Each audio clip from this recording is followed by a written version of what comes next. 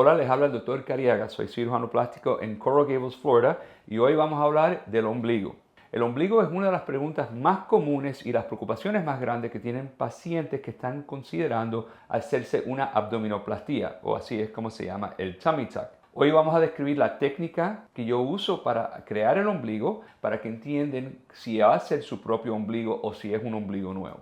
Para describir la técnica del ombligo, quiero empezar desde el principio de cómo se hace el tummy tuck. Y la mejor forma de hacerlo es describirlo en esta paciente. Esta paciente tenía varios problemas que le preocupaban. Primero, tenía mucha flacidez. Y no sé si se nota bien, pero todos estos aquí son estrías. Estrías en toda la parte inferior del abdomen. Segundo, tenía mucha piel flácida.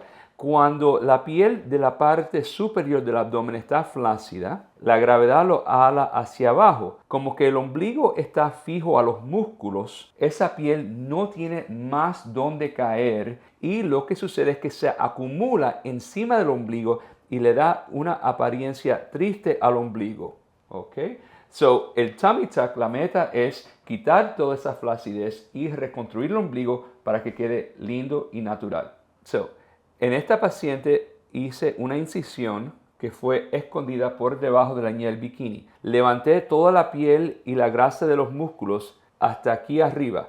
Así que yo separé toda la piel hasta este punto y hasta estos costados. Al hacer eso, eso le da movilidad a la piel para poder remover toda la flacidez. El ombligo le hice una incisión circular en la base. Eso no se ve aquí porque la base del ombligo no se ve, está obstruido por toda la piel flácida. Le hice una incisión circular en la base del ombligo. Una vez que he hecho la incisión circular, separo todo esto de la piel alrededor. Toda la piel alrededor se separa del ombligo. El ombligo siempre se queda fijo a los músculos, conectado a los músculos abajo para recibir flujo de sangre necesario para que sane después de la cirugía. Ya una vez que haya estirado todo el exceso de piel, escojo la posición nueva a donde va a ir el ombligo, hago una incisión en esa piel y lo saco en su nueva posición. Y eso se puede ver aquí. Se ve que ya no hay flacidez del abdomen,